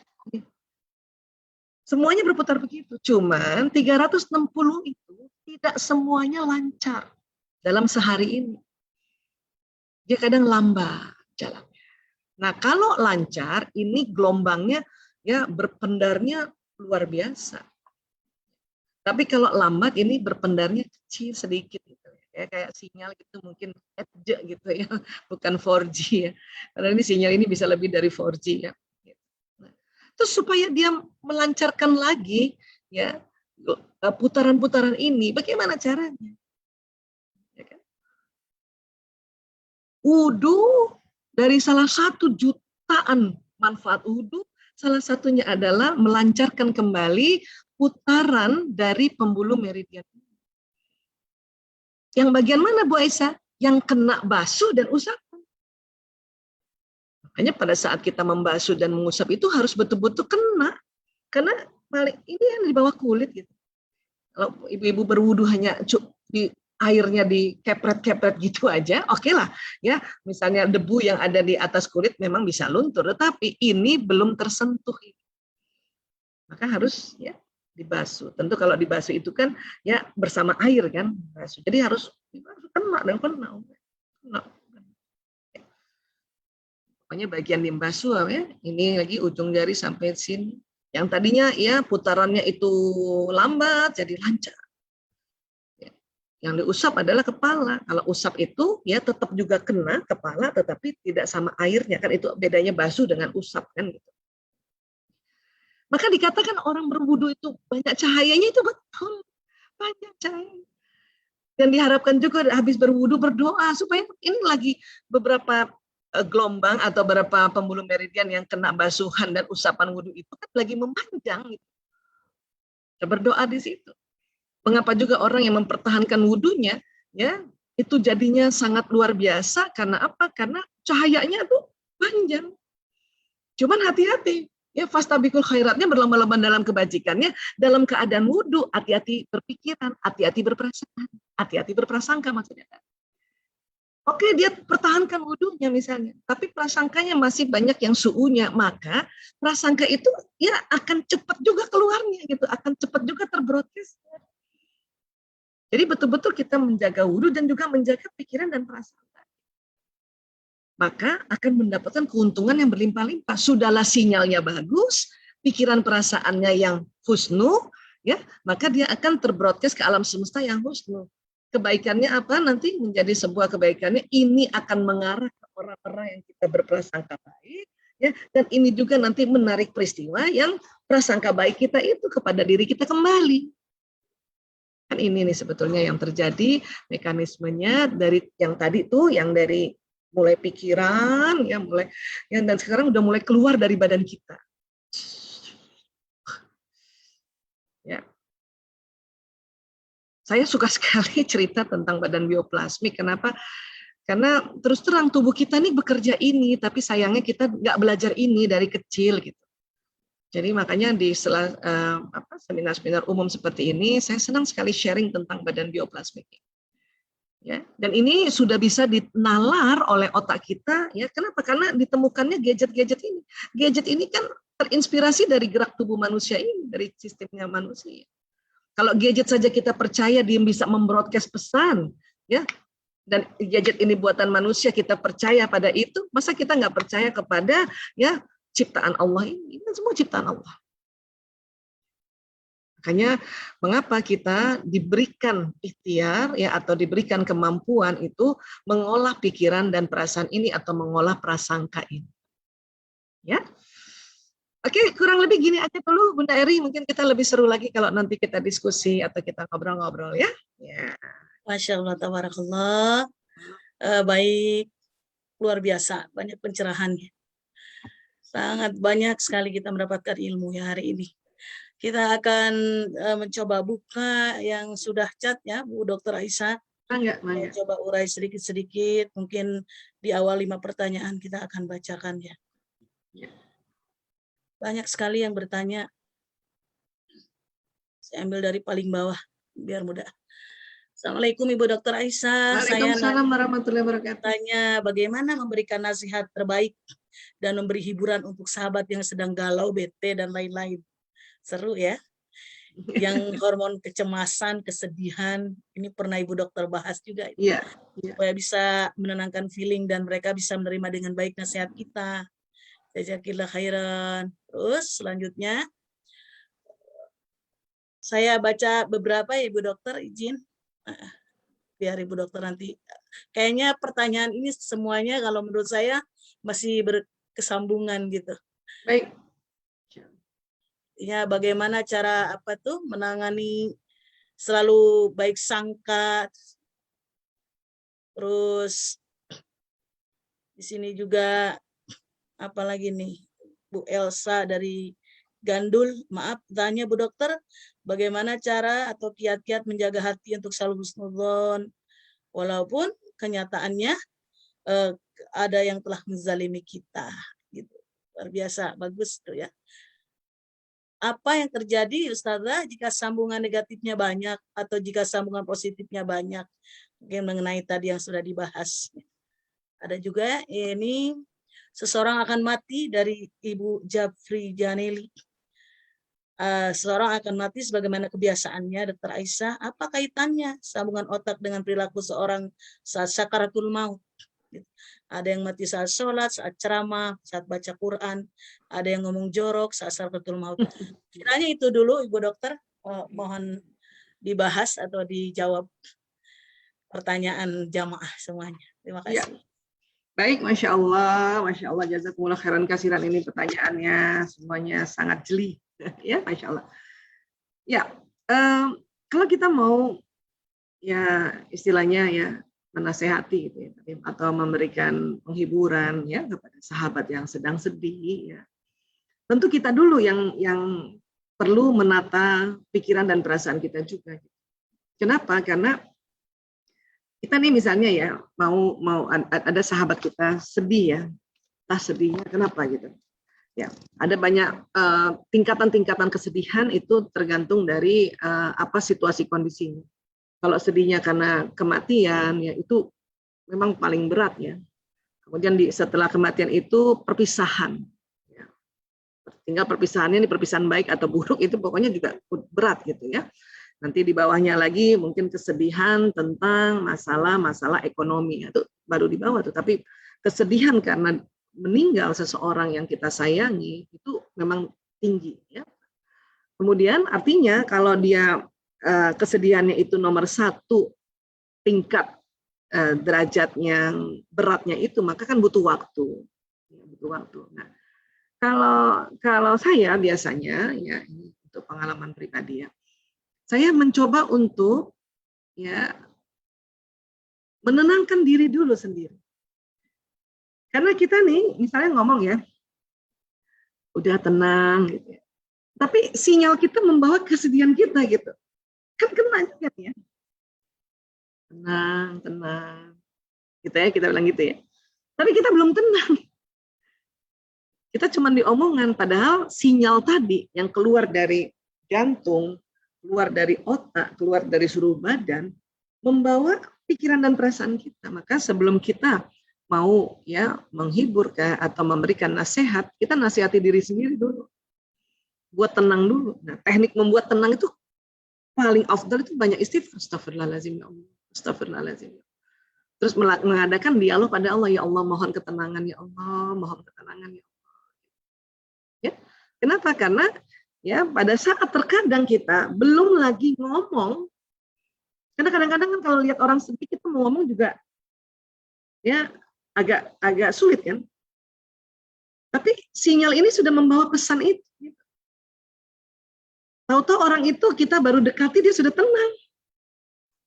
Tanpa kita ngomong. Karena kadang-kadang omongan kita ini pada saat kita tidak tenang, ya, memang bilangnya ya tenang, sabar, tapi ada nuansa getaran-getaran yang ketakutan juga kita. Itu juga teman sedang sakit, ya, teman sedang sakit, ya. Kita mau hibur dia, ya, ayo semangat gitu. Tapi kita pun sedang sedih dia sakit, maka kita tenangkan diri dulu. Atau ya cara juga baik adalah ya kita menyatakan juga kesedihan kita atau keprihatinan kita ya, pada teman yang makanya kenapa ada kalimat saya turut prihatin, saya turut berduka, itu boleh juga kita nyatakan dulu. Itu juga teknik-teknik untuk kita memberikan sebuah empati kepada seseorang yang sedang sedih. Nah, sudah kita sampaikan terus di dalam mekanisme pikiran perasaan kita langsung istighfar dulu. Atau bahkan kita langsung mendoakan, ya Allah angkat sedihnya sahabatku ini. Karena kalau orang lagi sedih atau orang lagi emosinya di bawah itu nggak suka dengar nasihat, nggak suka dengar nasihat. Tapi dari jauh atau kita dekat di sampingnya kita malah mendoakan, kita menggunakan kekuatan sinyal tadi itu dari kita, ya Allah angkat sedihnya saudaraku ini ya. Angkat marahnya atau angkat pokoknya kita doa gitu. Dan insya Allah sinyal itu membawa pesan dan cepat masuk di otaknya, cepat masuk lewat apa? Lewat bulatan-bulatan di bawah kulit tadi. Ya, karena pembuluh meridian ini, ya ini dia namanya pembuluh terbuka. Beda dengan pembuluh saraf dan pembuluh darah. Pembuluh darah itu pembuluh tertutup. Jadi makanya darah nggak nyecer-nyecer kemana-mana gitu. Saraf juga tidak kemana-mana listriknya. Tapi pembuluh meridian itu pembuluh terbuka. Di lubang-lubang tadi dia terbuka. Makanya bisa kita berikan atau bisa menarik, kita merasakan juga. Sebagian orang mulai juga pembuluh meridiannya merasakan kesedihan orang itu. Ya, orang itu nggak sedih, cuman diem aja, tahu kita ngeluarin air mata. Padahal kita menganggap tadi saya nggak sedih, ya kenapa tadi? Itu karena tadi tarik-tarikan tadi, lubang-lubang pembuluh meridian tadi. Ya, tadi saya baru cerita bahwa pembuluh meridian ini kan ya berputar pada saat kita wudhu ya. Ini kan berputar pada saat kita wudhu. Nah, tapi tentu yang berputar menjadi cepat itu yang tadi kena basuh dan kena usap. Yang badan belum kan? Yang badan belum. Nah, maka ya setelah wudhu kemudian kita melaksanakan sholat. Nah, sholat itu ya dengan setiap satu rakaat itu ada gerakan 360 derajat, ya kan? Pada saat berdiri ya. 180 derajat pada saat kita berdiri, ya kan? Nah, pada saat ruku 90 derajat. Pada saat sujud 45 derajat. Sujud 2 kali, 45 derajat kali 2. Total semua 360. Maka gerakan-gerakan sholat ini membuat pembuluh meridian ini yang tadinya lamban, jalan berputarnya yang ke kirinya jadi cepat. Maka orang habis sholat juga bersinar panjang gelombangnya. Ya, itulah pada saat sholat, mulai dari kita ya takbir sampai salam itu adalah kalimat-kalimat doa yang selalu indah-indah. Kenapa? Bayangin sinyal lagi kenceng-kencengnya, ya kalimat-kalimat doa yang indah ini jalan di sini berpencar ke alam semesta.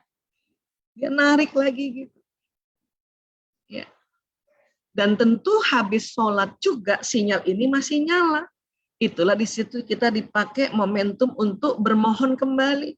Ya, bermuhasabah, bermunajat, bermohon kembali karena sinyal. Dan tanpa kita tahu sinyal ini berpencar terus sampai nanti waktu sholat berikutnya. Karena waktu sholat berikutnya nih sinyal udah mulai agak pendek nih. Makanya pikiran dan perasaan kita juga di dalam ya antara waktu sholat, misalnya subuh nih sampai zuhur, itu hati-hati bisa terbroadcast juga. Makanya diberi kemampuan kita juga pada saat itu cepat ganti itu prasangka negatif menjadi prasangka ya positif. Karena apa? Ini masih nyala, ini masih nyala. Kita berharap sebelum dia ya terbentuk sambungan ini ya sudah ditahan dengan istighfar kita. Makanya berbanyak istighfar. Oke, dan kenapa juga ya sholat tepat waktu itu mendatangkan ya jutaan manfaat, karena pada saat sudah mulai low ini memendek ya, walaupun terus dia nyala ya, memendek ya kita kembali lagi, wudhu lagi, sholat lagi. Tentu orang yang sholat mengambil juga ya sholat sunnahnya kan rakaatnya lebih banyak lagi, maka dia lebih kenceng lagi gitu. Nyala lagi gitu. Walaupun memang masih ada durasi tenggang waktu ya sinyal ini ya di antara misalnya zuhur tadinya sekarang kan 12 kurang sampai nanti jam 3 lewat itu masih ada sebuah tenggang waktu untuk ini ya masih bisa lah dia dipakai gitu ya. Tapi kan asiknya kalau ini sudah mulai merendah kemudian di pas tepat waktu dia langsung panjang lagi.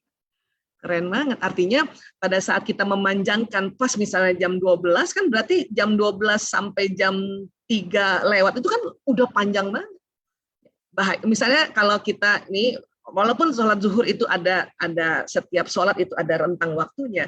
Cuman kebayang nggak misalnya kita jam 12 sudah zuhur. Tapi baru sholat jam 2. Berarti jam 12 sampai jam 2 itu ada kerugian apa? Memendek kita punya sinyal.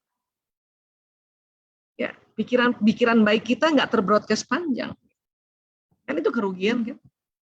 Ya, nah itu ya. Jadi saya mau cerita lagi bahwa sekali lagi pada saat kita nanti mau membujuk seseorang atau bahkan kita nggak usah pakai kata-kata ya bicaralah dengan dialog kalbu ini atau dialog jiwa ini. Teman dan teman tuh bisa rasa teman mana ini yang membantu saya sesungguhnya. Ya, karena kalau mulut ini kan kadang-kadang kita bisa ucapkan tenang, tapi sinyal ini ya membawa pesan yang tidak bisa ditipu, tidak bisa berbohong. Ya. Baik, kemudian selalu baik sangka gimana kiat-kiatnya ya? Kalau dibilang selalu itu nggak begitu memang, nggak begitu, nggak bisa selalu. Karena memang ada nafsu di otak kita ini yang memberi warna atau memberi ya nuansa penilaian. Memang nggak bisa selalu. Kalau selalu itu maksudnya baik terus, nggak bisa begitu. Karena Allah juga memberikan ya sebuah mekanisme emosi negatif itu untuk jaga-jaga. Ketemu orang baru, kalau ujuk-ujuk kita langsung berprasangka baik terus, ternyata orang itu berniat jelek sama kita, bahaya juga kan. Makanya Allah memberikan juga sinyal sesuatu yang negatif untuk kita antisipasi. Ya. Nah, supaya yang sinyal emosi negatif itu tidak mendominasi, makanya kita diberikan juga cara-cara untuk ya Allah, astagfirullahaladzim, ya Allah mohon petunjuk ya Allah, kalau orang ini baik ya Allah berikan petunjuk padaku ya Allah, kalau orang ini berniat buruk ya Allah lindungi aku ya Allah. Itulah teknik-teknik. Disitulah diberikan kesempatan kita dialog pada Allah. Makanya kenapa dikasih juga rasa-rasa atau pikiran-pikiran negatif itu untuk supaya orang ini dialog nggak sih gitu. Hamba ini berdialog padaku nggak sih? Ya ini ininya lah, terjemahan populernya lah. Gitu. Ya. Jadi nggak selalu. Memang kita di sini. Nah, usaha itulah, ikhtiar itulah dilihat istiqomah nggak. Jangan cuma hari ini aja misalnya ya kita habis dengar tausiah dari guru-guru kita berupaya untuk berbaik sangka. Besok udah males kan gitu. Itu berarti nggak istiqomah ikhtiarnya, karena yang dinilai dari Allah itu istiqomah ikhtiarnya itu. Ya, jadi kayak gitu. Nah, ini saya mau kasih sedikit ilustrasi ya. Jadi kalau kita ya sudah men-setting pikiran kita itu insya Allah bahagia hari ini. Allah ini kan terbroadcast bahagia. Dan ini bisa narik bahagia. Tambah bahagia lagi kita. Tapi ini kan memang upaya, sengaja memang. Ya, Allah mau lihat orang ini berupaya nggak. Nah, sekarang ada dua lagi, orang ini berupaya untuk menyebarkan kebahagiaan pakai cara apa? Dia panggil akukah gitu. Dia sebut-sebut akukah, atau dia pakai cara lain, cara yang buatan manusia. Pergi pakai narkoba misalnya. Itu kan cara yang bukan Allah mau kan. Ya, nah jadi nanti yang berbeda lagi manusia itu gitu. Waktu mau bahagia kan banyak cara bahagia juga, cuman ada orang yang mau bahagia yang disebut Allah terus, ya Allah, ya Allah, ya Allah, ya Rahman. Nah itu nanti beda lagi dengan orang-orang yang mencari kebahagiaan, men-setting kebahagiaannya dengan cara lain. Ya, nah kurang lebih seperti itu. Jadi dia memang tidak selalu. Pokoknya pas lagi ya turun emosi kita ke nuansa negatif, cepat-cepatlah move on. Ya, menuju yang ke positif. Nah, waktu move on, sebut siapa nih? Sebut Allah kah atau sebut yang lain? Itu yang nanti beda itu. Ya. Oke. Terus, lagi tadi, sambungan apa nih? Oh, bagaimana kalau tetap ada yang menzolimi? Nah, ini konteksnya apa dulu nih? Ya, kita berikhtiar baik. Misalnya. Ini paling sering kan ibu-ibu nih merasa suami terzolimi oleh suami. Sering gitu Bunda Eri itu ya, kita nih perempuan ya nomor satu itu kalau ditanya siapakah orang yang menzolimimu, nomor satu itu urutannya suami itu. Ya kita menganggap begitu ya, bisa jadi suami itu nggak menzolimi ya, kita sering menganggap begitu. Sebetulnya suami nggak menzolimi. Suami atau seorang laki-laki itu saya yakin dia tidak ingin menzolimi istrinya, hanya kelaki-lakian dia itu, maskulinitas, onderdil maskulinitas itu yang kalau kita nggak tahu, nggak belajar, ya kita menganggap dia menzolimi kita. Gitu. Contoh gampang saja ya, seperti itu tadi yang saya sempat tadi kasih contoh ya, pulang ke rumah, suami itu bukan nggak seneng lihat istrinya, cuman maskulinitas di tubuhnya yang Allah kasih yaitu hormon testosteron yang membuat ototnya ini kaku. Yang nggak bisa langsung bisa senyum sama istrinya, walaupun dia senang istrinya menyambut, istrinya cantik, ya istrinya wangi, senang, cuman langsung ketawa nih susah buat laki-laki 10 menit pertama. Jadi dia bukan menzolimi kita, dia bekerja dalam maskulinitas itu. Makanya yang bisa kita lakukan adalah menjembatani perbedaan ini dengan banyak belajar. Dan karena kita tahu ternyata, oh laki-laki itu atau suami saya pulang bukan dia marah sama saya, hanya ototnya kaku. Dan kita lihat lagi ada penelitian yang mengatakan laki-laki yang menjadi suami senang banget lihat istrinya senyum. Ya sudah, kita terus aja senyum. Berbaik sangka kan? Nah berbaik sangka itu harus ditambah dengan ilmu. Kita senyum aja. Senyum, berbaik sangka. Nah pada saat kita nggak ada ilmunya, kita mencoba senyum, kemudian kita lihat wajah suami yang kaku tadi, kita menganggap tuh kan, aku udah baik sama dia, dia menzolimi aku dengan tidak tersenyum pada aku. Itu lagi membentuk prasangka buruk lagi. Jadi sekali lagi, kalau menurut saya pribadi, suami bukan berarti ya dia niat menzolimi istrinya, tetapi dia bekerja dalam maskulinitasnya, ya otaknya, ya hormonnya, ya badannya, ya perangainya. Dan terkadang banyak juga laki-laki ya terperangkap di maskulinitas itu. Salah satu maksudnya ya maskulinitas yaitu organ yang ada di dalam otak yang namanya hipotalamus itu kan 2,5 kali lebih lebar daripada perempuan. Ya, nah salah satu hipotalamus itu syahwat birahi, kan gitu. Ya, Nah, punten ya, ini kalau bicara tentang ada suami yang misalnya tertarik dengan perempuan lain karena syahwat birahinya itu terstimulasi, itu yang saya bilang, si suami itu terjebak dalam maskulinitasnya yang dia tidak bisa atasi. Jadi niatnya bukan mau menzolimi istrinya sebetulnya. Dia terjebak maskulinitas itu. Maka kalau buat saya, tetaplah aja berbaik sangka, gitu kan. Mencoba untuk berikhtiar berbaik sangka, karena itu kan yang tadi dinilai oleh Allah. Tetap aja berbaik sangka. Ya Allah, saya berbaik sangka karena Engkau yang suruh aku, ya Allah. Berbaik sangka pada suamiku, ya Allah. Nah, setelah itu, setelah kita mencoba untuk berikhtiar berbaik sangka, maka kan dialog kita sama Allah kan terus jalan, ya Allah, lindungilah suamiku. Jaga pandangannya. Ya, jaga syahwat. Itu yang kita diminta terus, kita mau dialog gitu sama Allah. Itu udah bukan lagi menit, itu detik. Ya, nah, dialog-dialog inilah, permohonan-permohonan inilah yang menjadikan kita ya mulia di mata Allah. Kenapa? Karena selalu mengajak Allah untuk berdiskusi, mengajak Allah untuk ya menjaga diri kita dari prasangka kita, menjaga apa yang nanti dilakukan oleh pasangan kita dan sebagainya. Ya, menurut saya kayak gitu, Bunda Eri. Baik. Oh, ini satu lagi, Bun. Punten. Ya. Seseorang mati di saat kebiasaannya itu gimana sih, Nak? Iya. Ini kita bicara gampang aja gini. Dokter jantung dia meninggal pada saat dia misalnya sakit jantung misalnya gitu ya. Bunda Eri ya, Insya Allah Sunnatullah ya. Ya Bunda Eri misalnya ya, karena Bunda Eri seorang guru, ya, guru untuk bangsa, kan artinya setiap hari kan beberapa jam itu kan kerjanya mengajar gitu ya. Dan pada saat sampai usianya dijemput pada saat kondisi mengajar, ya karena memang itu satu amalan yang memang ditetapkan oleh diri kita untuk Amin, mengerjakannya ya. tiap saat gitu. Amin. Ada juga orang misalnya dia meninggalnya dalam kondisi sholat. Kenapa? Karena ya bisa jadi memang di dalam kehidupannya ya dia waktu untuk sholatnya mungkin lebih banyak dibanding orang yang lain gitu. Jadi ya, itu sering terjadi orang meninggal pada saat kebiasaan. Sama seperti orang pakai narkoba, karena kebiasaannya pakai narkoba dan belum tobat saat itu, dan kemudian sampai umurnya, ya dia dijemput pada saat kebiasaannya yang dia lakukan. Karena dalam satu hari 24 jam, misalnya dia pakai narkobanya 20 jam. Nah, yang di 20 jamnya itu, ya sudah sampai dan malaikat maut datang, itu akhirnya dijemput dalam kebiasaan itu.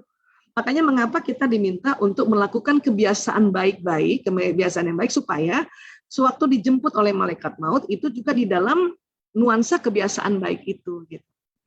Ya, seperti itulah kalau bisa dianalisa secara gampang. Kurang lebih seperti itu, Bunda Eri, mudah-mudahan bisa. Baik, Ibu Dokter, masih ada kesempatan untuk baca pertanyaan lagi, Ibu Dokter. Mangga.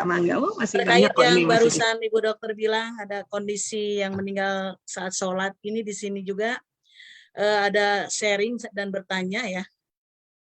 Aku pernah saksikan perilaku seorang saat sakaratul maut, kata Ibu Zafriza ya. Sholat asar berulang-ulang, wudhu, setiap selesai sholat asar lagi, wudhu lagi. Sebelum Isya beliau koma 17 jam. Besoknya di ruang ICU, kedua tangannya bergerak dan mau diangkat. Terus ditahan oleh dokter, tapi beliau lawan. Dokter itu nahan, berarti dia melawan. Hingga seluruh tubuhnya bergetar. Terus aku bilang ke dokter, berarti Ibu Zafriza ini menyaksikan. Biarin dok, lepaskan. Dan Masya Allah, beliau angkat kedua tangan hingga gerakan takbir sempurna. Kemudian beliau lipat sendiri tangannya seperti gerakan sholat. Masya Allah. Lalu napasnya berhenti, wajahnya tersenyum indah. Seluruh yang layak komentar, orang ini baik sekali. Orang ini baik. Luar biasa. Pertanyaannya, bagaimana hubungan perilaku saat sakaratul maut dan sambungan otak yang terbentuk saat hidup? Tadi sudah dibahas juga oleh Ibu Dokter ya. Lalu yang selanjutnya, Ibu Rahmi, kira-kira apa yang menyebabkan seorang hafid 30 juz yang kena sakit skizofrenia itu gangguan ya berarti ya.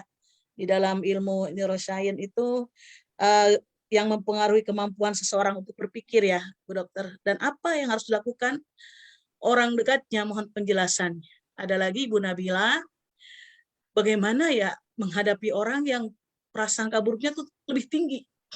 Dan kita berusaha untuk mengalihkan untuk husnudzon, tapi prasangka buruknya terlalu membuatnya yakin dan sering curiga terhadap orang lain.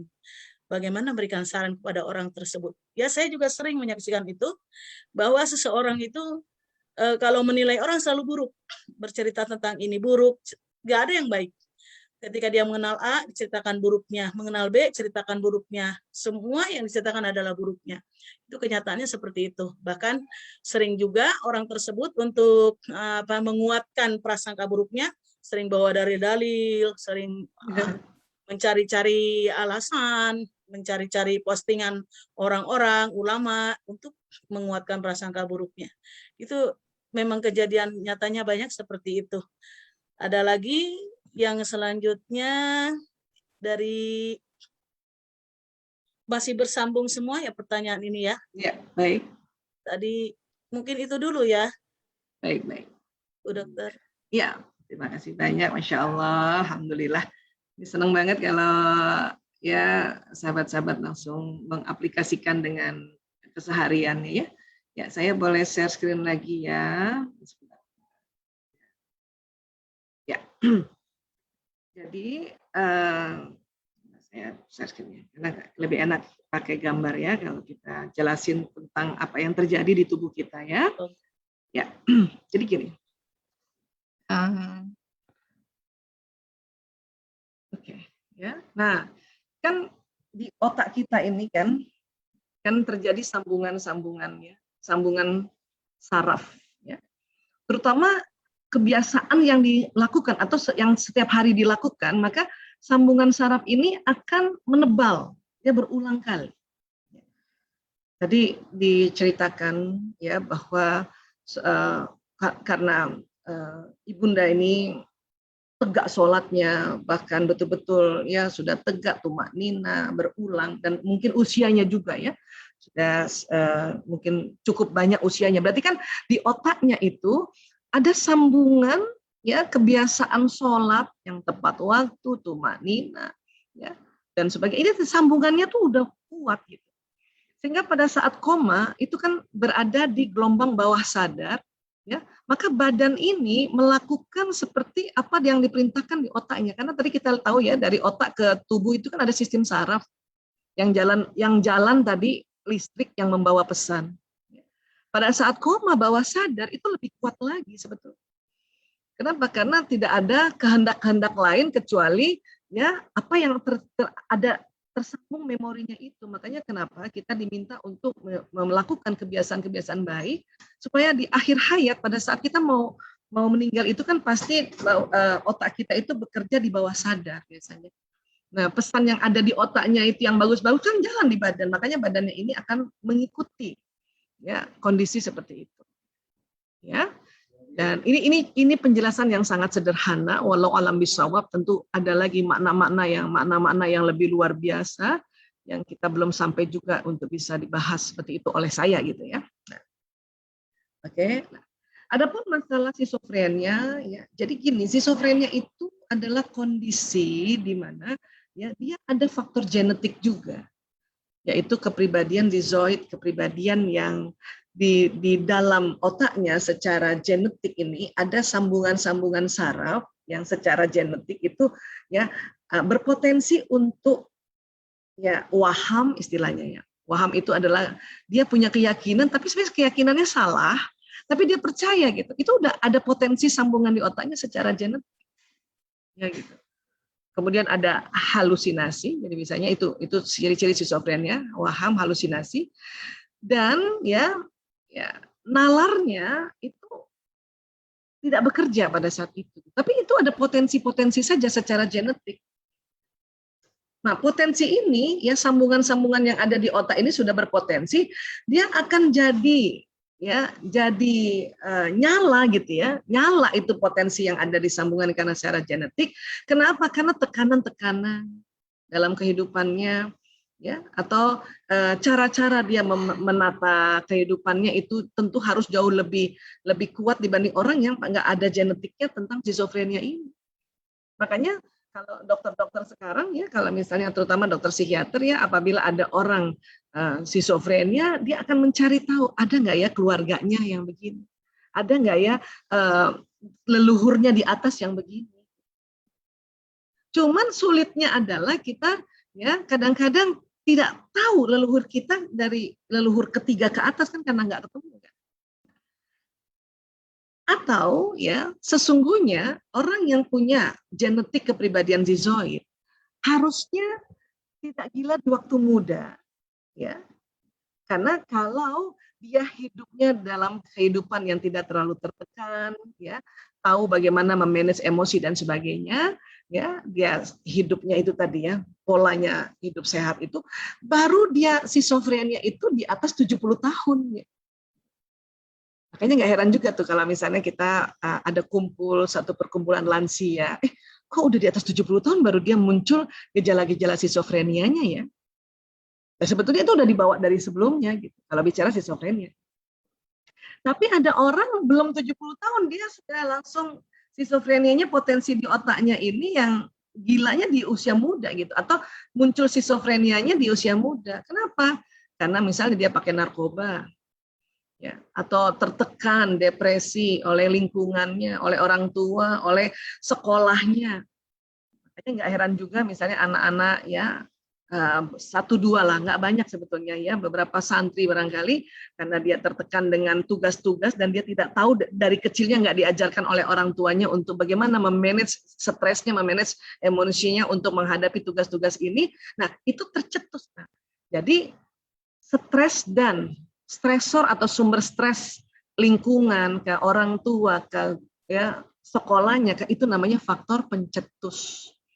Faktor dasarnya adalah memang ada kepribadian skizoidnya atau ada genetiknya.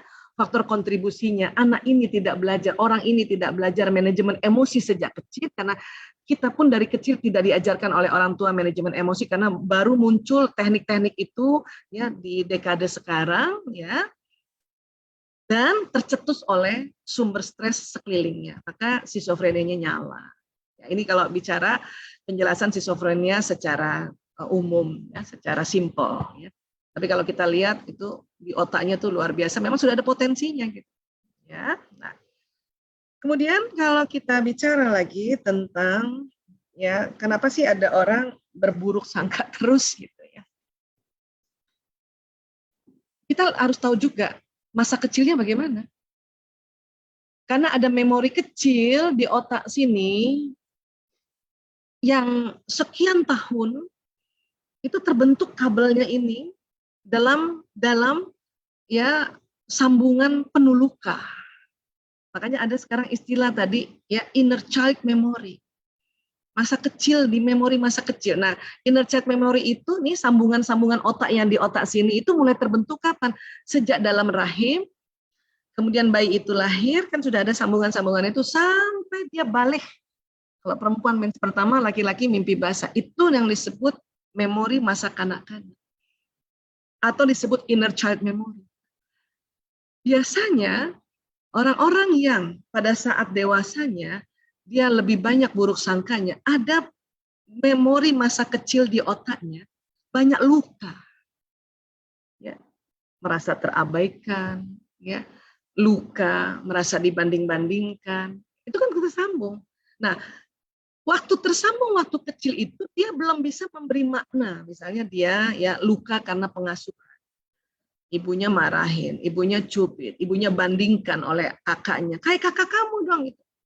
Nah, karena masih kecil, otak menyambung memori itu dengan apa adanya. Kan tadi kita udah belajar, otak itu menyambung apa adanya. Belum lagi bisa memberi makna. Udah besar karena ikut taklim baru bisa memberi makna. Cuman otaknya udah terlanjur ada sambungan-sambungan luka. Sambungan luka. Makanya nggak heran ya, sudah diajarin di taklim, ayo dong baik sangka. Iya tahu sih baik sangka, cuman memori masa kecilnya itu yang tersambung di otaknya, ini yang mau dibetulin dulu. Makanya muncullah teknik-teknik namanya inner child therapy. Ya. Walaupun simple loh, ya memaafkan diri sendiri itu simple sebetulnya tekniknya. Ya. Tapi sekali lagi, ya saya kira ya boleh nggak kita ganti? Kok banyak ya orang yang ya selalu berpikiran buruk sama orang lain, boleh nggak ganti itu? Kok banyaknya, coba ganti aja. Ada beberapa orang, gitu saja. Karena bahaya. Bahayanya apa di diri kita? Kalau kita bilang banyak ya orang yang selalu jelek-jelekin orang, itu bahaya di diri kita. Nanti tersambung di otak kita bahwa memang banyak gitu. Karena apa yang kita ucapkan itu kan terjadi. Mari sama-sama kita rubah. Ada beberapa atau ada 1-2 teman-teman saya misalnya gitu ya, yang masih sering berburuk sangka walaupun dia sudah taklim. Dan ada beberapa, supaya apa? Supaya kita sehat juga. Ya, supaya kita sehat juga, supaya kita nggak berprasangka. Karena itu bahaya. Ya. Nah, jadi sekali lagi kalau ditanya Bu Aisyah, itu tadi inner child memory-nya perlu dibetulkan dengan beberapa teknik, yaitu teknik muhasabah. Ya. Tapi sekali lagi supaya kita juga terhindar dari prasangka buruk itu, kalau ada sesuatu yang negatif sampaikan ya beberapa. Karena di dunia ini lebih banyak yang baiknya sebetulnya. Ya. Kurang lebih seperti itu Bunda Eri, mudah-mudahan bisa menjawab tadi.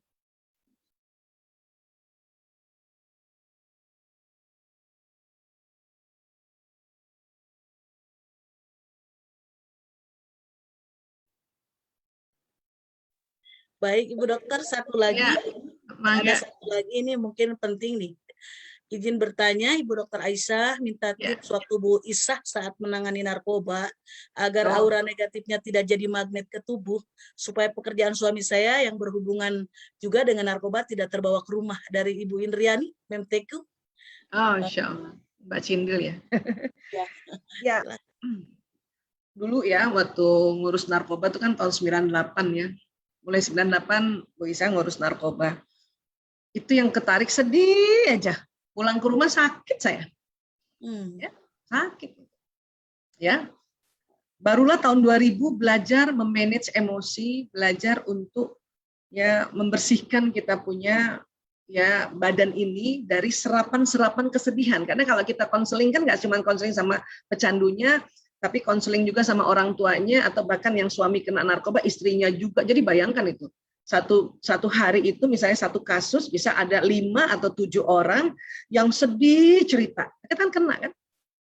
Mau nggak mau kita paling nggak mikirin aja terjadi sambungan. Aduh sedih banget ini keluarga ya. Ada 7 kali sambungannya. Belum lagi tadi pembuluh meridian itu bisa menangkap, terutama yang sebelah kiri ya, menangkap kesedihan-kesedihan. Makanya badannya berat. Badan berat. Makanya 98 ngurus narkoba sampai tahun 2000 sakit aja terus. Artinya mudah sakit. Ya, baik kena virus lah, kena parasit lah, kena bakteri ya, ada diare lah. Ya. Tapi Bu Isah waktu itu berdoa untuk ya Allah, ya saya mohon pertolongan-Mu ya Allah, lindungi aku dari hal-hal seperti ini. Gimana ya Allah? Nah tentu ya karena kita berdoa, Allah kasih petunjuknya dalam bentuk ya tambahan-tambahan informasi pengetahuan. Karena dulu BNN belum ada, jurnal narkoba juga masih sangat sedikit, buku-buku narkoba masih sangat sedikit. Baru ada yang dari Profesor Dadang Hawari almarhum itu juga masih sangat sedikit tonton itu. Masih belum tahu juga ilmu memanage emosi dan pembuluh meridian ini kita belum tahu ya. Tapi bersyukurnya saya ya, ini kan cerita tentang pribadi ya. Saya karena sekolah di Al-Azhar, ya, SMP, SMA, maka pelajaran-pelajaran di sekolah itu kan ya masuk di dalam diri ya memori remaja saya bahwa ya pakai cara-cara Islam untuk menghadapi apapun. Jadi perbanyak istighfar, kemudian itu tadi berbaik sangka, kemudian tawakal pada Allah. Itu untungnya sudah ada ilmu itu gitu. Dan itu gunanya kenapa kalau kecil sama remaja ya itu belajar tentang konsep Islam itu tuh berguna banget. Ya, nah tahun 2000 barulah belajar tentang manajemen emosi bahwa oh ternyata ya supaya nggak masuk di dalam tubuh kita ya sebelum pulang itu dilepasin dulu semuanya. Waktu kita dengar orang curhat kan mau nggak mau tuh nyambung tuh di otak. Nah supaya nggak sambung kuat, maka waktu dengerin orang curhat ini udah ngebatin istighfar. Astagfirullahaladzim. Bahkan kadang-kadang suka muncul keluarnya pas ibunya cerita langsung astagfirullahaladzim. Nggak apa-apa juga, ya. Atau ya doa nauzubillah min dzalik. Supaya apa? Supaya dia tidak tersambung di otak sebagai kita seorang konselor ini. Ya, nah sampai di rumah ya. Sebelum sampai di rumah di perjalanan dari tempat praktek ke rumah itu ada 2 jam. Itu apa ya Bu Isah? Karena udah belajar juga tentang pembuluh meridian itu ngebersihkan. Caranya baca salawat. Allahumma sholli wa sallim ala sayyidina Muhammad. Ya Allah, Kenapa? Karena pembuluh meridian itu di bawah kulit dan dia terbuka. Jadi waktu kita begini, dia ditarik. Apa yang ditarik? Energi memang. Karena dia terbuka lewat lubang-lubang itu. Allahumma sholli wa sallim ala sayyidina. Dan kita buang ke tanah. Ya Allah, Allahumma sholli wa sallim ala sayyidina Muhammad, ya Allah. Nah, sampai di rumah kalau misalnya satu hari itu, ya setelah tahun 2000 ya, satu hari itu ada kasus misalnya 5 kasus, karena Bu Isa pernah itu satu hari bisa puluhan kasus datang, karena dokter narkoba sedikit pada saat itu, ya belum ada BNN juga, sampai rumah harus mandi. Nah, waktu mandi itulah membayangkan semua pembuluh meridian itu oleh basuhan air tadi ya meruntuhkan kita punya kepenatan, kecemasan, ya kekhawatiran. Gitu. Nah, baru nanti beberapa tahun baru belajar lagi, oh tambahin pakai garam gitu. Ya, mandinya pakai garam mandi. Kenapa? Karena garam itu mempercepat juga membuka pori-pori dan juga pembuluh meridian itu dengan garam itu dia dipercepat juga dibukanya untuk membersihkan gitu. Barulah tahun-tahun 2002 itu baru pakai garam. Ya garam mandi ya, jangan garam dapur. Bisa juga sih, cuman asin. Kita jilat asin. Nah, sekarang garam mandi ada, bahkan dikasih warna, dikasih wangi gitu ya. Nah, tapi ya sekali lagi baru terakhir tahu bahwa ternyata ya waktu kita sholat, dengan gerakan-gerakan sholat itu, terutama juga ruku dan sujud, itu walaupun kita belum belajar ilmunya, ya sajadah kita ini, tanah yang ada di bawahnya sajadah kita, dia menarik kepenatan-kepenatan yang ada di otak, kepenatan yang ada di tubuh, dia ditarik, dia bentuknya begini, ditarik.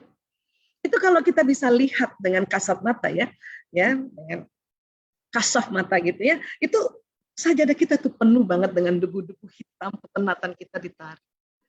Dan karena di bawahnya adalah lantai atau tanah, walaupun kita mungkin di lantai 2 sholatnya, itu kalau kita bisa lihat, karena lantai itu kan bolong-bolong sebetulnya, dia ketarik dan langsung masuk tanah kembali. Itu kerennya gitu. Ya. Untungnya ya sekali lagi untungnya karena waktu sudah jadi dokter narkoba ini ya kebiasaan menegakkan sholat itu tegak gitu. Jadi sebelum pakai ilmu pun udah salah satu dari keuntungan sholat itu membersihkan ini semua.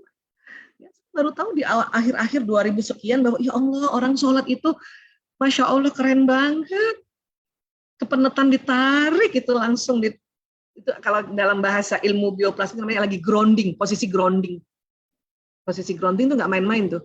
Pembuluh darah juga ada memberikan oksigen ke otak, kemudian itu tadi pembuluh meridian itu ya ditarik itu oleh kekuatan gaya gravitasi bumi dari tanah ini, walaupun kita sholat di lantai 17 misalnya, itu keren banget.